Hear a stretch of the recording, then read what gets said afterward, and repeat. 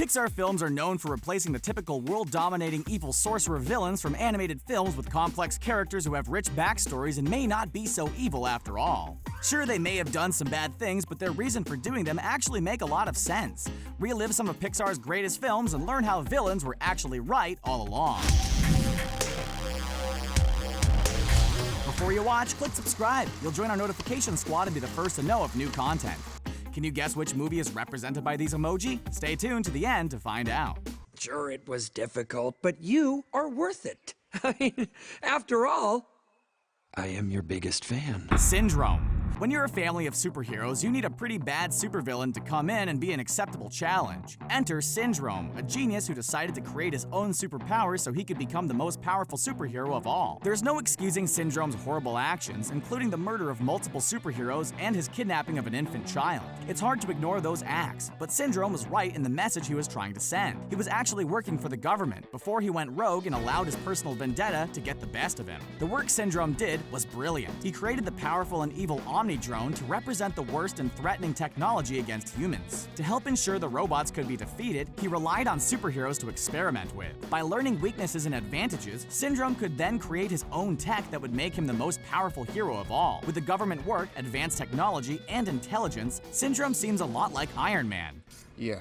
If Mr. Incredible didn't betray him and treat him so horribly as a child, then his work could have been for all good and people would have seen him as a true hero. He's been chasing that tail bin his entire career. Chick thought this was his year, Bob. His chance to finally emerge from the King's shadow. Chick Hicks. In the original Cars movie, Lightning McQueen battled several competitors on the racetrack, but none of them was more competitive with him than Chick Hicks. In the movie, Chick Hicks comes off as arrogant, egotistical, and will seemingly do anything to defeat Lightning McQueen and win the Piston Cup. Piston Cup? It's mine, dude. It's mine. Hicks' ultimate goal was to move up and become the main car racing for Dinoco. While Hicks is portrayed as a bad guy with negative values, he really isn't much different than Lightning McQueen. Hicks and McQueen have the same goals, seek to win huge races, and do anything they can to get into the competitor's head. People would have whole different perspective on Chick Hicks if the story was told from his point of view. Hicks has actually been racing for years and years longer than Lightning McQueen, making him a veteran who has worked tirelessly to win the Piston Cup. McQueen was a rookie who showed up on the scene and had an even bigger ego than Hicks. If only Hicks randomly ended up in Radiator Springs, then maybe he would learn some life lessons and have been treated a little bit better when he actually won the Piston Cup. Tough, intimidating. I need scarers like James P. Sullivan.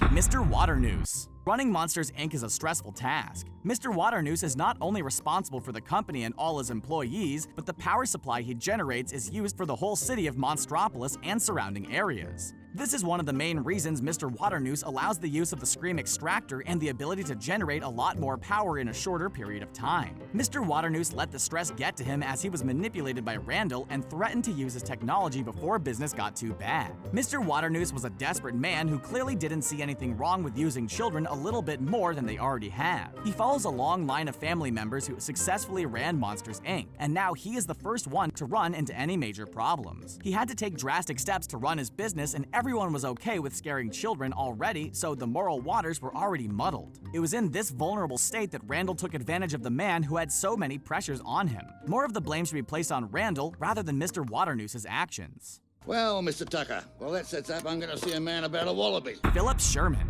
After living a life of overprotection, little Nemo decided to stand up to his father and try to touch a boat in the water. This was one of Nemo's biggest mistakes as he was easily captured and taken away by a scuba diving dentist named Philip Sherman. It's easy to cast Sherman as an evil villain who took a clownfish from his natural habitat, but the actions of Sherman are not all that bad. Sherman was scuba diving and looking at the exotic fish that swam in the ocean. His choice of grabbing Nemo was an obvious one. As Sherman swam, he clearly saw the messed up fin that Nemo had. Knowing the predatory dangers of the ocean, Sherman captured Nemo in an attempt to rescue him. If you look at all the other fish in the tank, they all clearly have problems and needed rescuing as well. Sherman isn't looking for the most expensive prized fish, he simply wants to give the fish a good life away from the dangers in the ocean. When the tank malfunctions, he buys a better and more powerful filter to ensure the fish have a clean and happy home. You cannot blame Philip for what he did, or the blind eye he has towards his rough and aggressive niece, Darla. Are you Charles Muntz? Yes. The Charles Muntz? Adventures out there. Charles Muntz. In the movie Up, the main villain of the story is the famed explorer Charles Muntz. Carl looks up to Muntz for numerous years until he disappeared from the limelight due to embarrassment over the discovery of a rare bird fossil. When Carl and Russell meet up with Muntz, he showcases his true colors and paranoia as he tries to attack the two and keep the rare bird for himself.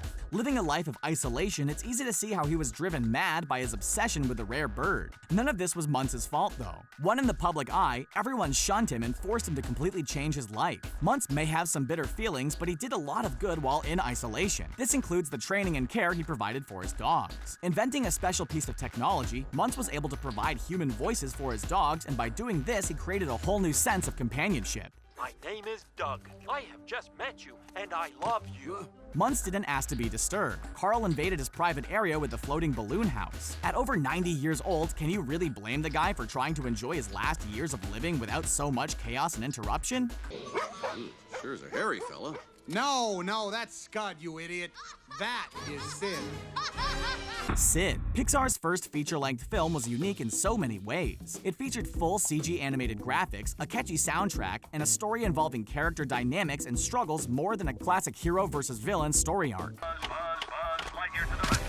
The journey in Toy Story may showcase Sid as a villain and follow Woody's journey, but some may point out he's the true villain of the tale. After getting put into a jealous rage, Woody does everything he can to sabotage Buzz Lightyear and even hatches a plan that gets him knocked out an open window. Sid, on the other hand, may be viewed as evil by other toys, but he really doesn't know any better. He doesn't understand that toys come to life. He merely thinks of them as fun craft projects and experiments. His love of rockets and explosives is due to a lack of proper parenting. There's even a scene in the middle of the day where Sid's father lays passed out in a chair. Once Sid finds out about the toys, you can see his life is turned around for the better. In Toy Story 3, he rescues toys from the fiery inferno of the landfill and attaches them to the front of his garbage truck. Give Sid a break. He was only a kid.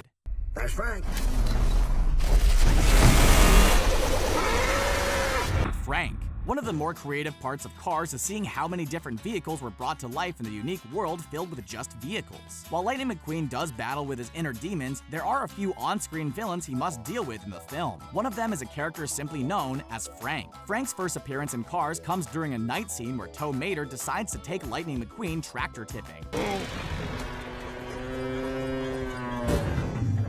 After having a little fun, Frank is awakened and comes revving out into the field. The massive harvester vehicle is enough to scare McQueen and Tow Mater away, as avoid the loud noises and spinning blades. Frank returns later in the film when McQueen has a nightmare about the racetrack. Frank devours Chick Hicks, instantly crushing his car and turning it into multiple pieces. For some reason, the film portrays Frank as an evil and violent monster when he's not at all. Frank is merely a loyal protector of the tractors in the fields. McQueen and Tow Mater were causing havoc to his tractors, and Frank was just doing what any loyal farmer would do.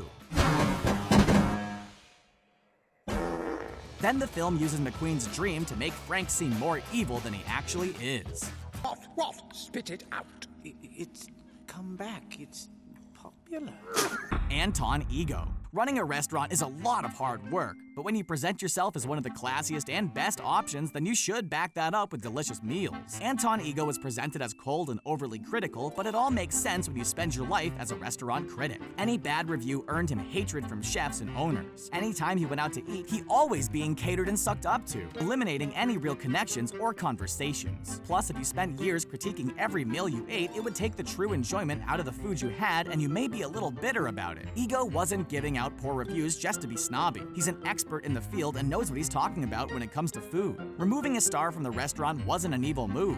It was what the restaurant deserved at the time. At least Ego was portrayed in a better light by the end of the film when he helped open a new restaurant and got to enjoy some truly delicious meals crafted by Remy the Rat and the rest of the staff. Ow! I think I'm feeling a deal action right now. Whoa, let's see. Al from Al's Toy Barn. In the first Toy Story, we got a glimpse of Al's Toy Barn thanks to a commercial on TV. In Toy Story 2, we actually get to meet Al when he shows up for the yard sale at Andy's house. The events that follow help kick off the whole movie and journey for the toys. Woody is kidnapped and taken to Al's apartment where he meets up with Jessie and Stinky Pete. It seems like Al is an evil toy collector, but this is not the true case at all. Al saw Woody at the yard sale and attempted to rescue the doll. Woody was damaged damaged and seemingly left to waste on a dusty yard sale table. Al knew the special value Woody had and decided to take him back with him. One of the first things he did was clean Woody up, fix his torn arm, and make him look brand new again. Sure, he was going to sell him to a museum for a ton of money, but the museum was going to preserve and display Woody for years and years to come. You also have to remember that Al owns a toy store. His toy barn is independently owned, and children are able to go and pick out special toys. What? You want your mommy back? She never loved you. Don't be such a baby! Lotso Bear. Toy Story 3 really upped the ante when it came to villains. Lotso Bear was like a mob boss no one wanted to mess. Big Baby was like a nightmare crawling out of your toy box. Even the clapping monkey drew out some scares. Sunnyside Daycare felt anything but sunny, and it was all thanks to their leader, Lotso Bear. Lotso tried to keep things running smoothly at Sunnyside, but a lot of disruptions came when the box of Andy's toys arrived on the scene. Lotso Bear loved his life at the daycare and would do anything to protect it. The reasons for his choices all made a lot of sense. Lotso was forgotten by a child and just as quickly replaced before he could make it back home. It was because of this devastating incident that his view on toy ownership changed. He actually set up Sunnyside Daycare pretty well. Healing stations kept toys alive and things were organized to ensure smooth operations. If it wasn't for a controlling or corrupt system Lotso created, things could have been very different and better for the bear. His intentions and reasons all made sense, but his violent actions and attempted murder make it hard to take his side. Wow, there you have it. What villain do you think was right? Are there any that we missed? What villain didn't deserve what they got? Let us know in the comment section below. Don't forget to like this video, share it, and subscribe to Screen Rant on YouTube so you can stay up to date with our awesome videos. And the answer to the emoji quiz is... Hey guys, we wanted to give a huge shout out to our new friends Super Kids. Honestly, these kids are so much fun to watch, so please click on the link in the description to check out their videos now. They're new to YouTube, so please give them a warm welcome by subscribing to their channel.